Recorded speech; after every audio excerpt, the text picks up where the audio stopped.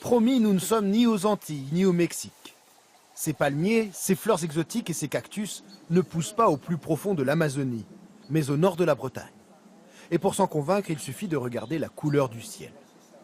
Le jardin Georges de Lasselle est un petit bout de jungle, à la pointe de l'île de Bas, tout au nord du Finistère.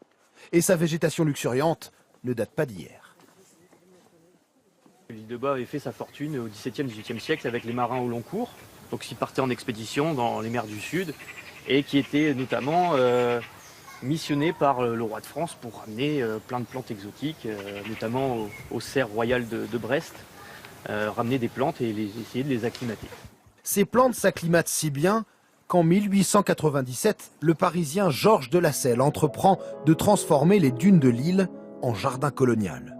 Pour le protéger du vent, il creuse dans le sable une cuvette de 5 mètres de profondeur. 20 ans plus tard, le résultat est là. Le jardin compte 2500 espèces de tous les continents. Mais à la mort de son créateur, il est laissé à l'abandon, jusqu'à ce que Jacques Debesse et ses amis ne lui rendent vie en 1987. On sentait quelque chose d'apaisant, de reconstructeur dans ce lieu.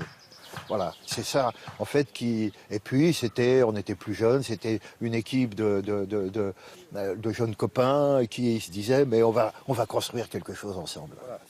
Ils aménagent les allées, les terrasses et redonnent au jardin l'esprit imaginé par son créateur. On a mis à jour des murets, on a mis à jour en fait cette partie du jardin, cette cuvette. Avec il y avait 1 ou 2 palmiers, c'était tout. Et on a retrouvé l'architecture, les murets, et la cuvette s'est enrichie de palmiers qui avaient presque tous disparu. S'il est possible de faire pousser ces plantes exotiques si loin des tropiques, c'est grâce à la situation particulière de l'île de Bas. Pour percer le mystère, il faut prendre la mer. De l'ouest vient un courant bienfaiteur, le Gulf Stream.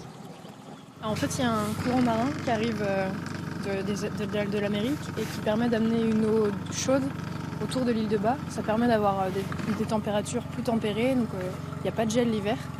Et en plus, le jardin est en hauteur par rapport à la falaise, qui fait un encaissement.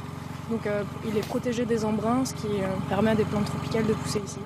À l'abri de ces falaises, rien n'est laissé au hasard. Tous les espaces sont pensés, aménagés pour correspondre au mieux aux besoins de chaque espèce. Nous, si on arrive à faire pousser des cactus sur l'île de Bas, déjà c'est parce qu'il y a quand même du soleil des fois en Bretagne, donc on arrive à faire pousser des cactus. On a un sol qui est en dessous, qui est à 3 mètres de profondeur, c'est que du sable.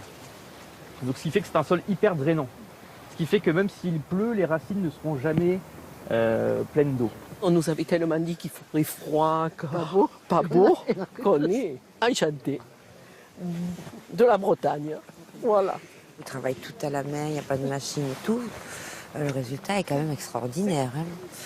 Je pense que nous, on n'arriverait pas à le faire, ça, dans un petit jardin avec des Cévennes où il pleut pas beaucoup. Le jardin exotique reçoit aujourd'hui 43 000 visiteurs par an. Le rêve de Georges de Lasselle est devenu réalité, une oasis de verdure au milieu de la mer.